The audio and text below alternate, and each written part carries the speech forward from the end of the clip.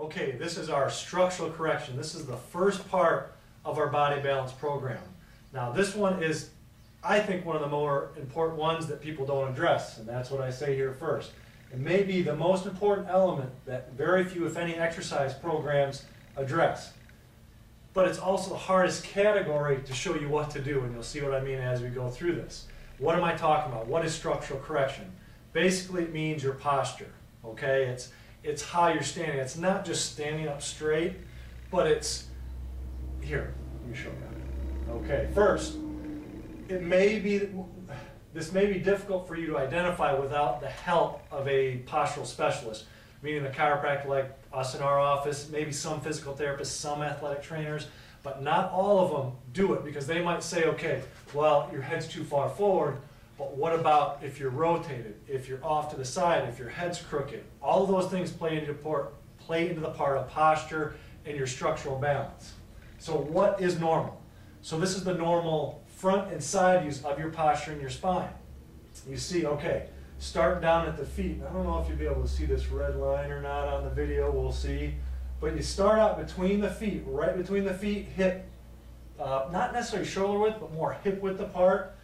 You want the middle of your feet there, middle of the pelvis, middle of your sternum, the breastbone, okay, and your nose, all to be in a straight line, looking at you straight ahead, okay? From the side view, again, starting at the bottom, starting at the ankle, the middle of the hip, the middle of your mid-back. I hesitate to say shoulder because sometimes your shoulders, a lot of times, shoulders could be rolled forward this way, so we don't necessarily want it in the middle of there, but we want it in the middle where the shoulder should be. So for example, right there, and then the ear. So ankle, hip, shoulder, ear. All right, that's normal postural alignment. That takes the most stress off your bones, your nerves, your muscles, and joints so it can function the optimal way. All right, here's the deal though.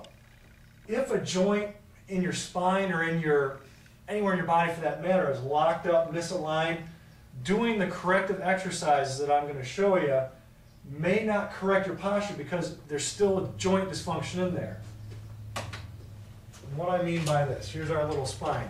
If, for example, your head is on crooked like this, if you look at you from the back, to do the corrective exercise, you got to take it that way. But if these joints here are locked up in the spine and it won't dislodge to allow your head to go that way, you're going to have limited results because it's putting pressure on that joint and also the nerve coming out between it. And the nerve is what supplies the muscle, tells your body what to do.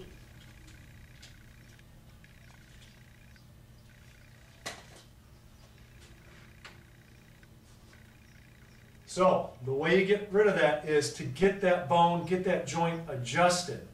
And that's what we do in our office. As chiropractors, that's what we do. We adjust, take the pressure off the nerves as much as possible to fix the posture so your body can heal itself.